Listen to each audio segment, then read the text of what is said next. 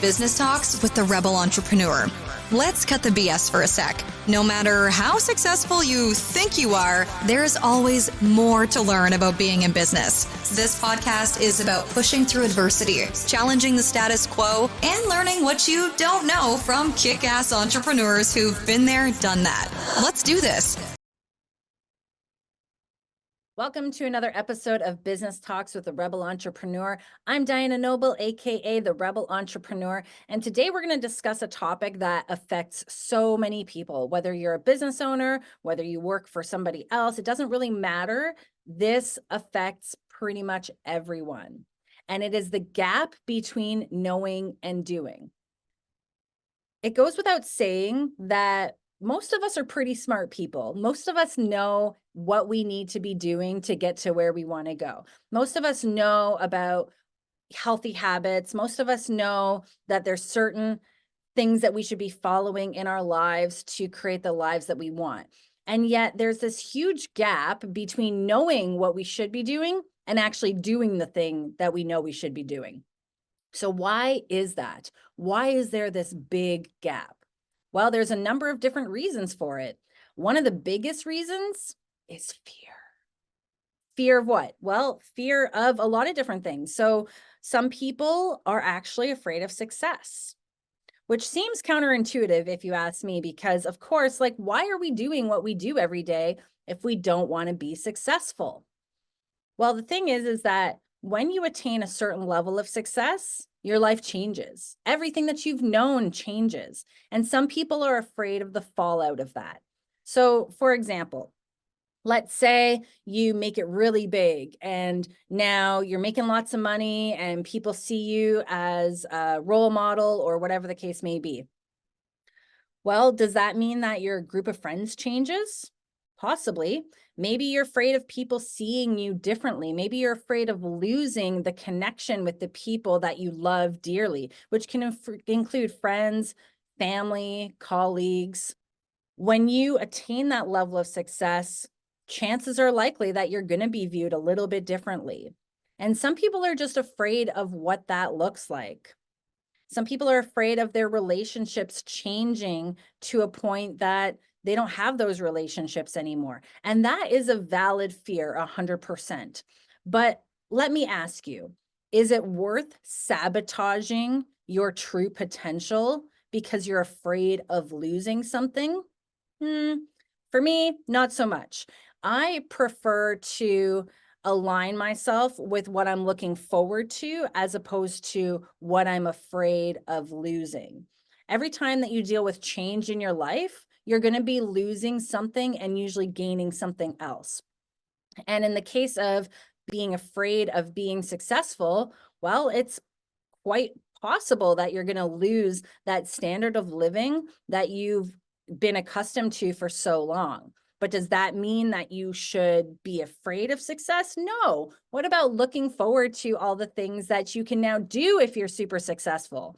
Maybe you don't want people to perceive you as greedy because now you have lots of money and they're going to think that, oh, look at Diana Noble over there, making all this money and she's so greedy. Well, if you're afraid of that, then just make a conscious effort to be generous with your money instead and show people the difference that you can make in the lives of others because of your level of success. So fear comes in a variety of different facets. So fear of success is definitely one part of it. But what about the fear of failure? Some people are afraid to fail. They're afraid that they're going to put themselves out there and it's not going to work out the way that they hope that it would. And so as a result, they just don't even bother trying, which to me is absolutely ludicrous. Okay, let's just break this down for a moment. There's always a chance that things are not going to work out the way that you want them to. There's always that possibility that you're going to fail. But in that moment, you have two choices. You can look at things as, okay, well, I failed, or you can see them as an opportunity to learn and grow and do better next time. I'm just going to put this out there. If you've never failed, then you've never tried anything in your life. And what a dull and boring existence that would be.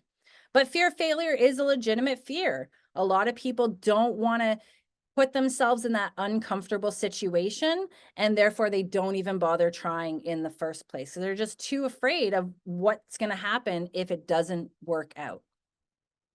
And that's valid.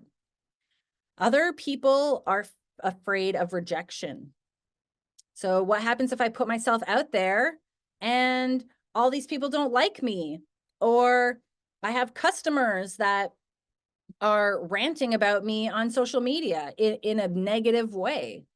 What if I put my genuine, authentic self out there and people are laughing at me behind their keyboards? Well, here's the thing. That could very well happen. You can't control other people, but why should you let other people control you? You have the choice to move past that or to let it hold you back. There's always going to be people who don't like what you're doing.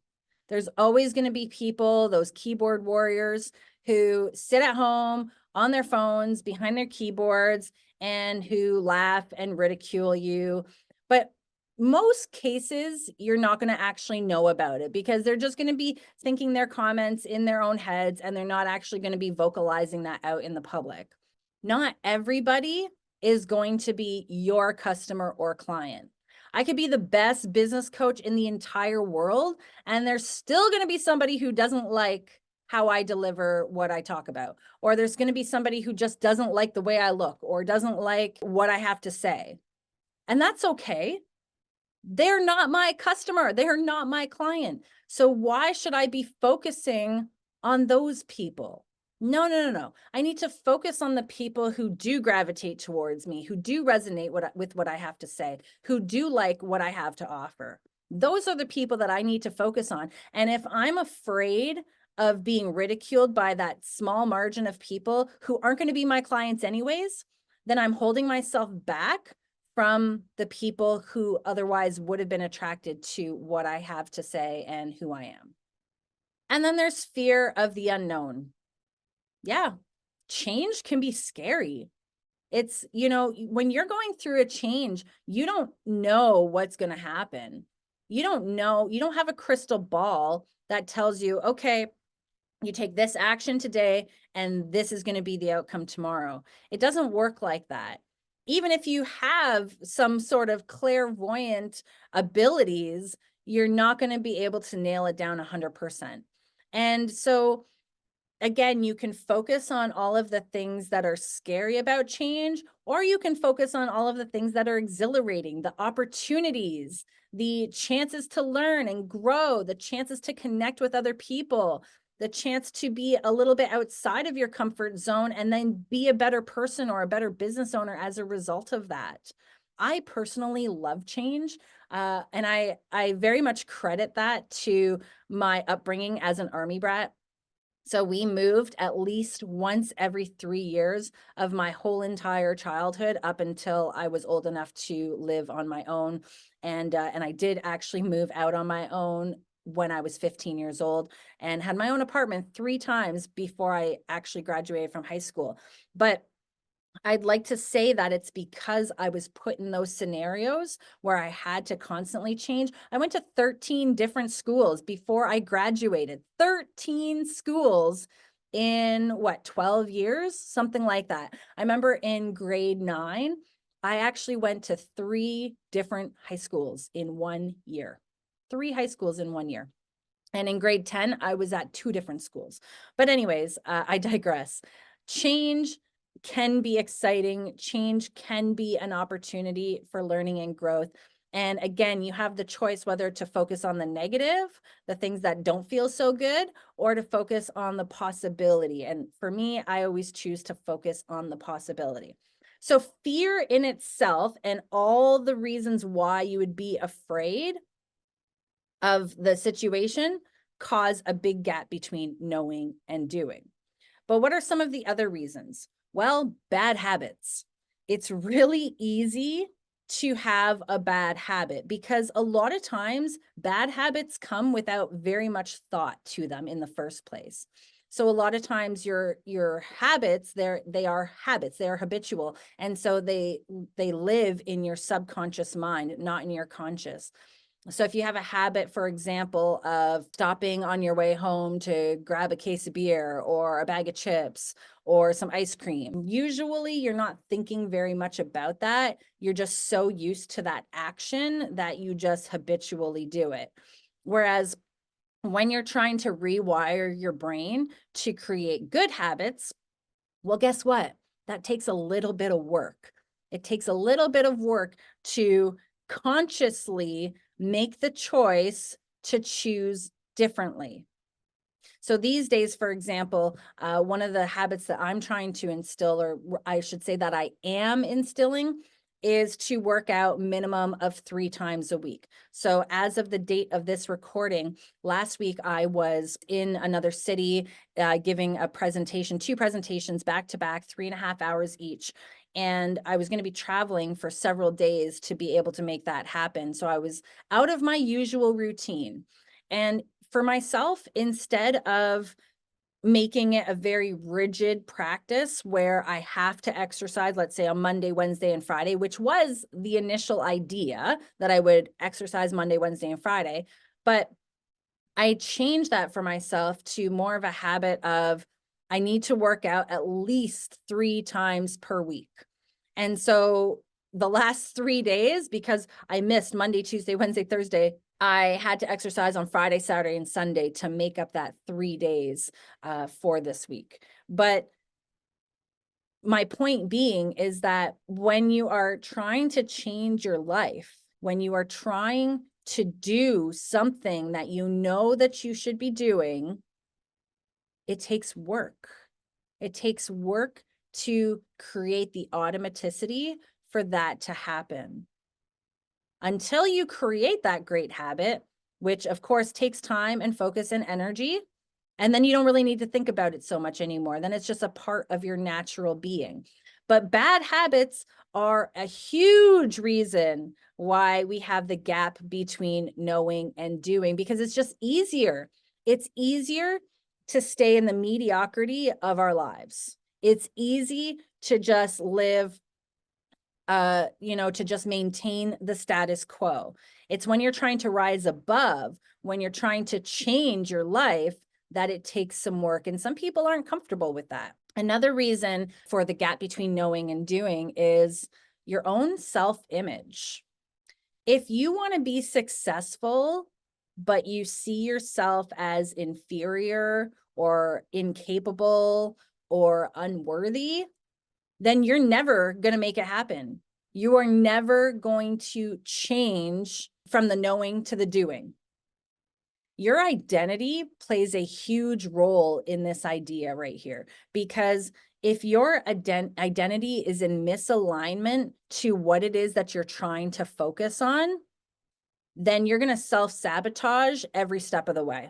I'm going to give you an example here for those of you who aren't necessarily business owners who are listening to this. But let's say that you want to lose some weight, but you see yourself as a fat slob. Well, guess what? You're going to continue the actions that align with your identity of being a fat slob. That's just the reality. And I'm not trying to be harsh here, but that's just how it goes. So from a business context, if you see yourself as somebody who is unworthy of being successful, guess what? You're not going to be doing the things that it takes to be successful, because it's out of alignment with how you see yourself. Our own perception of ourselves is incredibly powerful. I cannot stress this point enough. You want to change your life? Change your identity. Align with the identity that you want for yourself and start asking yourself, what does somebody who is this do? So what does a successful business owner do on a daily basis? What does a fit, thin person do? Do they go out and they buy the bag of chips and they just like, eat them all up and, within only a few minutes? Probably not. Does a successful business owner just sit their ass on the couch and watch TV 24 hours a day? Definitely not. So figure out the identity that you want to have and then really work on changing your thoughts of who you are and seeing yourself as the person that you want to become. When you see yourself as the person you want to become, the steps that you need to take in order to be that person are so much easier because now they're in alignment with how you already see yourself. And another reason why we have this gap between knowing and doing is because we don't really want what it is that we say that we want. So you see this a lot in young adults because there can be a lot of pressure as you're growing up from teachers and parents and society around you that says, you need to be this. This is what you need to do in your life. Somebody that I know, I won't say who, they were conditioned growing up to be a lawyer. Their dad was a lawyer, and they were told, like, you're going to be a lawyer, you're going to follow in your father's footsteps. So they went to law school, spent all this money on doing their LSAT and becoming what could have been a lawyer. So that's, I don't know, 7 years of schooling, something to that effect. So well into like their late 20s, they were in university to be a lawyer. And then they decided, I don't like law. All that time, all that money to become something that you didn't really want in the first place. As we get older, we really need to identify with what it is that we want. Okay? It doesn't matter what society thinks. It doesn't matter what your parents think. It doesn't matter what your friends or your spouse or anybody else thinks. What is it that you want? This is your life. That's it. Yours. Nobody else has control over you. Nobody else gets to decide what your path looks like except for you. So are you going to give your power away, or are you going to take it back and say, you know what? This is what I actually want. If you're trying to walk in someone else's shoes, if you're trying to align yourself with what everybody else wants, you're not going to be as invested in the process because you don't really want it in the first place. And therefore, that gap between knowing and doing is going to be huge. But in this case, I don't think you should necessarily close that gap. I think you should really do some self-discovery and figure out what it is that you want, what's going to make you happy, what's going to make you fulfilled, what's going to make you feel like you're a true success in life. So all of these things hold you back, right? They all hold you back from your true potential. They all hold you back from a life that you would be proud of having. But you got to figure out what it is that you really want in life, who it is that you really want to be, and then take the action to make that happen. You have the choice to let fear stand in your way. You have the choice to let the opinions of others stand in your way. Nobody forces you to give more weight to the fear than to the possibility. Nobody forces you to listen to everybody over here instead of listening to yourself. That is a choice that you make every single day with the actions that you take or don't take. So here are some strategies to address the gap between knowing and doing.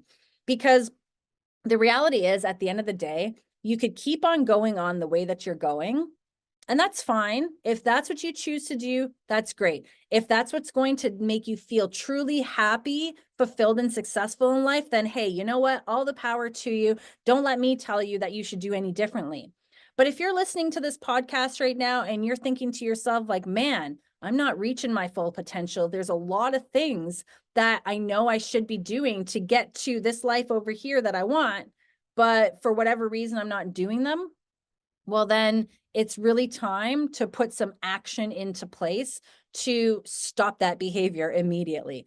Because the longer you live on like that, the longer that that's your practice, the longer it is before you actually reach your true potential, the longer it is before you get to the life that you really want for yourself, that's going to make you feel like, hey, you know what? This is good for me. This is what I want. strategy number one is to track your daily habits. What you focus on expands, and what you track, you are putting your conscious attention towards. So for me, every day, like there's a number of different habits that I'm trying to fulfill in my life. And I have a habit tracker that every single day I have all of these items written down.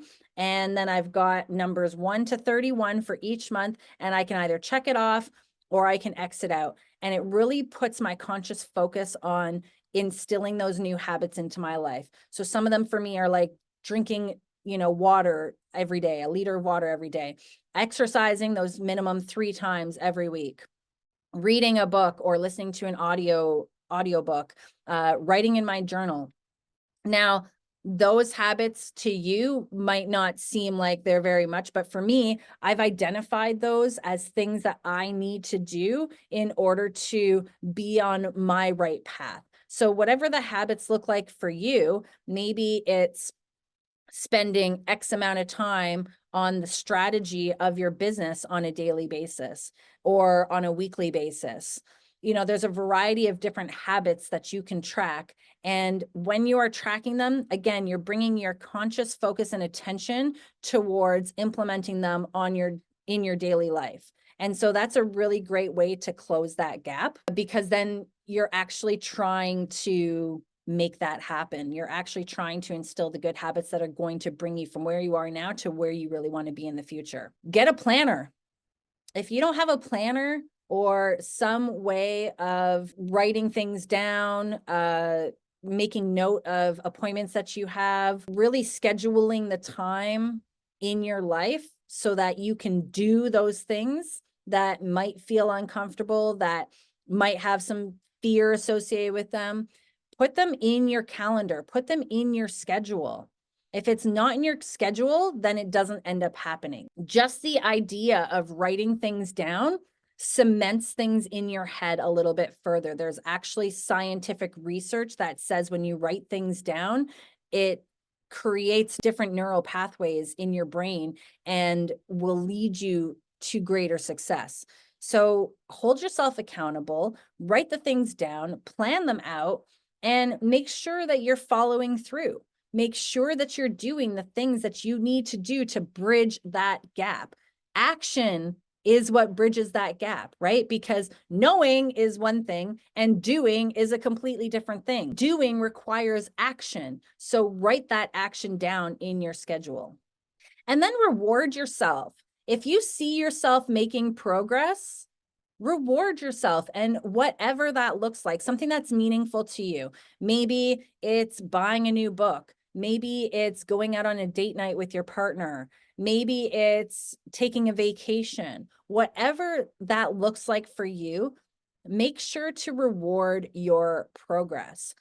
Every step in the right direction, it's something that's going to lead you towards your fullest potential. It's something that's going to lead you towards your greatest life.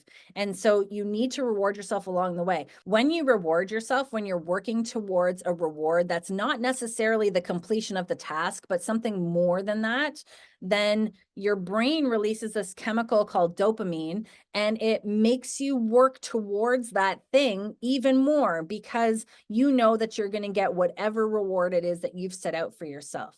So it's not just the reward of the achievement of the action, but rather whatever reward you've come up with that makes you want to work towards that. You need to be outside of your comfort zone. Give yourself a really good reward and, say, hey, if I go live on video today, even though I'm scared shitless, then woohoo, I'm going to go and buy myself an ice cream, or I'm going to go and, have a spa day, or whatever that looks like for you, whatever is meaningful for you. The little steps along the way count. Every step leads to progress. And don't trade in long-term gain for short-term satisfaction. We are a society that wants instant gratification. We want instant gratification. And if something takes too long, then we usually abandon it. We usually give up on it. So in the example of working out, so I've been working out for like a month and a half now, pretty steadily, at least my minimum 3 times a week. I haven't really seen a dramatic change on the scale as of yet, But I know that eventually, right now, I'm on this straight line, and eventually I'm going to hit this S curve, and that's where all the change is going to come. Make sure that you're sticking with it. Make sure that if you're implementing habits that are important to you, that are going to bring you to where you want to go in your life, that you don't just abandon it because you don't see the results right away. All the results are at this S curve, but guess what? It takes time to get there. For a very long time, you're just going to be coasting along just like this, not really seeing much difference. And it's so challenging to want to keep on going when it doesn't feel like you're making any difference. But even a 1% difference per day is going to lead to a significant difference after a year.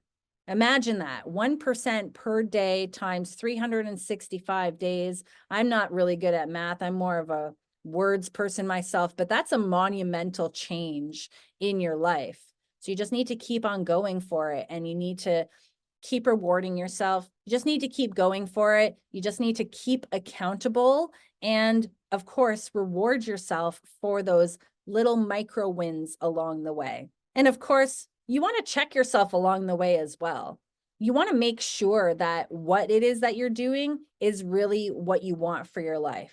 You want to make sure that you are in alignment, that you are taking action because you want something differently. Okay. Make sure that it resonates with you, that it's in alignment with your identity. And if it's not, then course correct along the way. This is your life. And when you fast forward to the day that you're on your deathbed, you're either going to look back with regret for all the things you didn't do that you know you should have, or you're going to sit back and say, you know what? I've got no regrets. I lived my greatest life.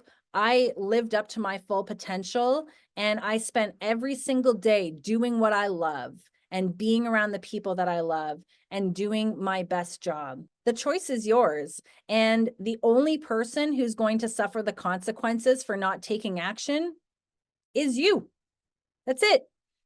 So if you're having a hard time trying to figure this out for yourself, you can always reach out to me and let's have a conversation, because there's a lot of people who struggle with this gap between knowing and doing. And that's why there's a lot of people out there living mediocre, stagnant lives, just maintaining the status quo and not necessarily being too happy about it. So if you're feeling like you're not that happy of where you are, you feel like, hey, I want to go somewhere big, but I don't really know how to get there, or my identity is really shooting myself in the foot, then let's have a conversation, because I truly do believe that everybody has the ability to live a life that they're proud of, to live a life that leaves them feeling fulfilled and not only looking successful, but feeling successful at the end of the day. And that's a wrap. Thanks for tuning in to Business Talks with the Rebel Entrepreneur with your host, Diana Noble.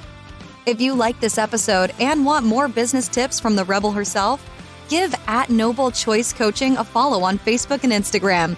Have a topic you want covered on a future episode? Reach out and let's do it. Now, go kick some ass.